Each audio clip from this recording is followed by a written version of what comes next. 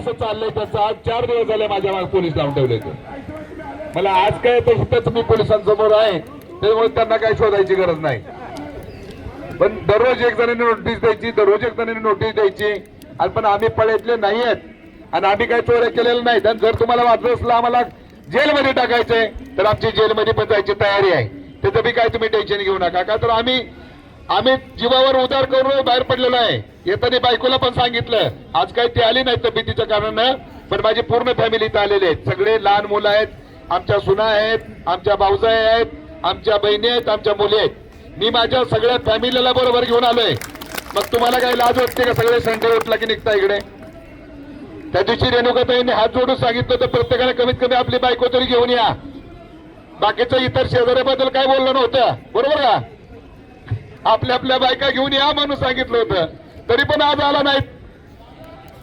महिलांची जेवढी जास्त उपस्थिती तेवढी तुमच्या मोर्चाची ताकद असते मित्रांनो पण इथं बोटावर मोजणे एवढ्या महिला असतील आणि आपण टाळके असतील जे हनुमान करून निघणारे तर हे कसं चालणार मित्रांनो कुठली पण पूजा करायची म्हणल्यानंतर बायको बरोबर लागते का नाही होय समाधान हो कुठं बायको कुठं आहे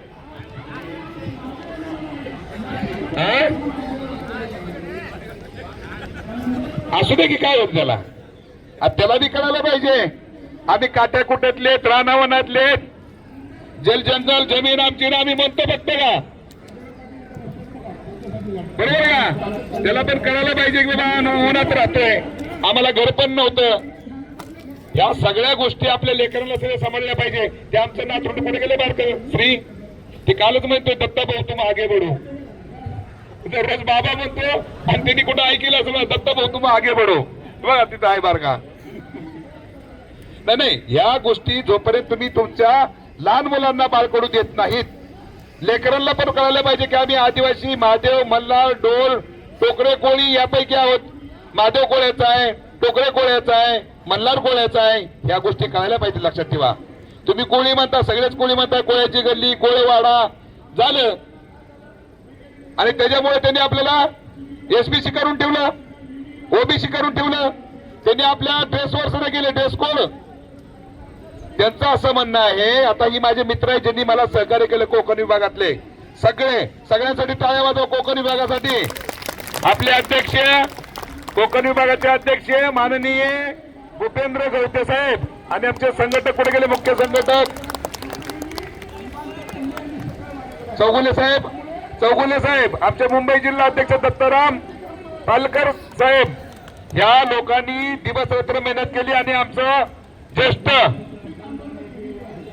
पोकळे साहेब कुठे गेले पोकळे साहेब आणि गोरक्ष साहेब बघा पोकळे साहेब इथं उभा राहून दाखवा या माणसांनी 24 दिवस आमरण उपोषण केलंय आता यांची ताकद आहे का टाळ्या वाजवा यांच्यासाठी तिथं आमचे गोरक्षनाथ आहेत कुठे बसले बघा खुर्चीवर बसलेले बघा या माणसांनी उपोषण केले उभा राहा गोरक्ष साहेब बघा जर हे माणसांच्या पिढ्या गेल्या पाठीमागच्या पिढ्या गेल्या कोकण विभागांच्या माणसांनी सगळ्यांना सांगितलं की बाबांनो आपण 28 29 30 नंबरवरती असून सुद्धा आणखीन हे आपल्याला GR देत नाहीयेत परिपत्रक देत नाहीयेत आपण सगळे 3 पिढ्या पाठीमागे बरबाद झालेत म्हणून मी सांगितलं पत्रकार परिषदेमध्ये सुद्धा जर तुम्हाला आम्हाला न्याय द्यायचा नसेल तर तुम्ही राजीनामा द्या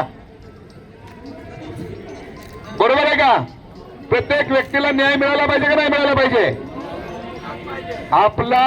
आपण जे आंदोलन चालू केलेलं आहे मित्रांनो तुम्हाला मी सांगण्यासाठी का उभा राहिलो की तुम्हाला माहिती असावी तुमची मानसिकता असावी तुमची जोपर्यंत संख्या दिसणार नाही तोपर्यंत तुम्हाला कोणी विचारणार नाही जर कोणी बाकीचे गावाकडे असतील त्यांना बोलवून घ्या आंदोलन उद्या पण होणार आहे इथं व्यक्ती स्वातंत्र्यावर घाला घातलेला आहे मुंबईमध्ये शासन पोलीस प्रशासन आणि हे सरकार या सगळ्यांनी मिळून इथं काही GR बनवलेत काही SOP बनवल्यात म्हणजे त्यांच्या सोयीप्रमाणे बनवले डॉक्टर बाबासाहेब आंबेडकरांच्या संविधानाने प्रत्येकाला अधिकार आहे मला अधिकार आहे उपोषणाला बसायचा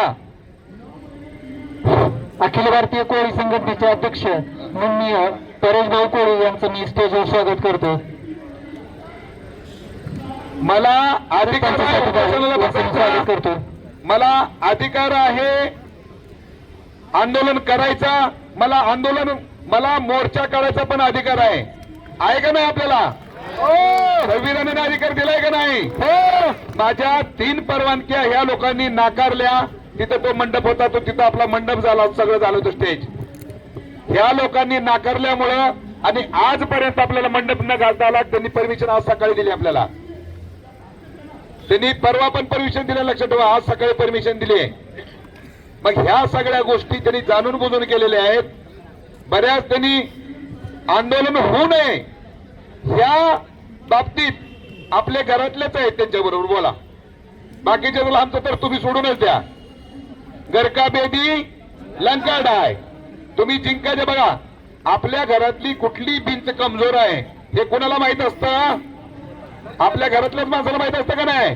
मग ती बरोबर तिथं ठोका दिला की भिंत पडली.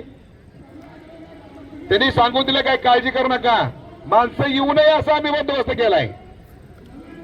ते म्हणले तुमची माणसं तेवढी येतील का? म्हणलं साहेब माझी जेवढी माणसं येतील तेवढ्या बरोबर आंदोलन करेल. नाही आले तर आम्ही तर आहेत नाही तर 4-5 लोक म्हणलं आम्ही त्या सगळ्याच्या वतीनं आंदोलन करू. बरोबर का? आहेत तेवढे काय कमी आहेत का? आपण आहेत तेवढ्यासाठी आंदोलन करू शकतो. पण एक तुम्हाला नम्रतेची विनंती राहील, आपल्याला तसा निरोप आलेला आहे मुख्यमंत्री कार्यालयाकडनं, ते येतील, बोलवतील. आपण कुठलंही त्यांचं ओरली तोंडी ऐकून घेणार नाही. जर त्या लोकांनी आपल्याला जर त्यांना आता मिटिंग लावायला अडचण आहे आणि 4 दिवसाची मिटिंग देतो म्हणून जर सांगत असतील तर ती लेखी देत असतील आम्हाला सगळ्यांची मिटिंग लावायला, तरच आपण आंदोलन थांबवू. बरोबर आहे का? लेखी घेतल्याशिवाय थांबायचं नाही ना. नाहीतर एक तर परिपत्रक द्या. 1950च्या अगोदरच्या कोळी नोंदीवरनं ज्याप्रमाणे टीएसपी मध्ये तुम्ही आदिवासी महादेव मल्हार डोर टोकळकोळ्यांचे अनुसूचित जमातीचे दाखले देता, तसेच ज्यांच्या ओटीएसपी मध्ये सगळ्यांच्या कोळी नोंदी आहेत, मग तो कुठे राहतो त्याचा विचार करायचा नाही. ज्यांच्या कोळी नोंदी आहेत त्यांना पण तुम्ही अनुसूचित जमातीचा जातीचा दाखला आणि जात वैधता प्रमाणपत्र दिलं पाहिजे. याच्यासाठी आपण हा मोर्चा घेतलेला आहे. बरोबर आहे का? याच्यासाठी आपण मोर्चा घेतलेला आहे. तर आपण त्यांना सांगितलं, एकतर तुम्ही आम्हाला GR द्या, परिपत्रक द्या, आणि जर तुम्हाला मिटिंगला वेळ नसेल तर आम्हाला ज्या दिवसाची 4 दिवसाची मुदत देतात तर लेखी द्या आम्हाला. तोपर्यंत आम्ही इथून उठणार. आता इथं ह्यांचे नियम आहेत. सकाळी 10 वाजता तुम्हाला आत घेणार, 9 वाजताचा आत घेणार, संध्याकाळी 6 वाजता बाहेर जायचं. मग तुम्ही कुठे राहायचं ती राहा. तरी पण जरी ह्यांनी नियम बनवलेत, ह्यांनी SOP बनवल्यात, ह्यांनी कायदे बनवलेत, तरी पण आपण त्याचा आदर ठेवून आपलं माझं जे उपोषण आहे ते चालू राहणार आजपासून. मग ते गेटच्या बाहेर जरी बसावं लागलं तरी पण गेटच्या बाहेर बसून मी उपोषण करणार आहे मित्रांनो. जोपर्यंत आपल्याला ती SOP देणार नाहीत, जोपर्यंत आपल्याला न्याय देणार नाहीत, तोपर्यंत आपल्या सगळ्यांना एक विनंती राहील माझी. का तर मी तुम्हाला प्रत्येकाला विनंती केली, कमीत कमी 4-5 दिवसाच्या हिशोबाने तुम्ही या. बरोबर आहे का? बरोबर आहे का? 4-5 दिवसाच्या नियोजनानं या म्हणले. मग त्यामुळे त्यांनी जर आजच्या दिवसात आपला विचार केला आणि जर त्यांनी आपल्याला पत्र लेखी दिलं तर आपण तुम्हाला सगळ्यांना कळू की बघा लेखी पत्र आले, आपण थांबू. पण जर त्यांनी नाही दिलं तर आज प्रत्येकाने जिथं जिथं आपली सोय तुमची जर असेल तर तिथं जावा. नसेल सोय तर इथं कप्पळेटचा कोळीवाडा आहे आपल्या गाववाल्यांचा, तिथं आपली सगळ्यांची सोय केलेली आहे. नसेल तर इथं शिवडीला केलेली आहे. आणि आपले परेशभाई आहेत त्यांच्या तिथं ठाण्याला चेन्नी कोळेवाड्याला हॉलमध्ये सोय केलेली आहे. 3 जागेवर सोय केलेली आहे. त्यामुळे कोणी काही काळजी करायचं नाही. पण दुसऱ्या दिवशी सकाळी आज 1 वाजता आला तसं यायचं नाही, 9 वाजता इथं यायचं आहे. मराठा समाजाच्या माणसांनी 3 त्यांच्या हैदराबाद गॅजेट लावून GR काढून घेतला. त्यांना आता सगळ्यांना त्याचा मोबदला मिळतं, त्यांना दाखले मिळतात जातीचे, कुणबी म्हणून आरक्षणाचा फायदा मिळतोय. आमच्या रणरागिणी भारतीताई आलेले आहेत, त्यांचं स्वागत. तर त्यांना मिळतंय, पण आपली ताकद आपण प्रत्येक वेळेस दाखवायला कमी पडतो मित्रांनो. प्रत्येक जण उठतोय एकटाच येतोय, प्रत्येक जण उठतोय एकटाच येतो, तो त्याचं ऐकत नाही आणि हा याचं ऐकत नाही.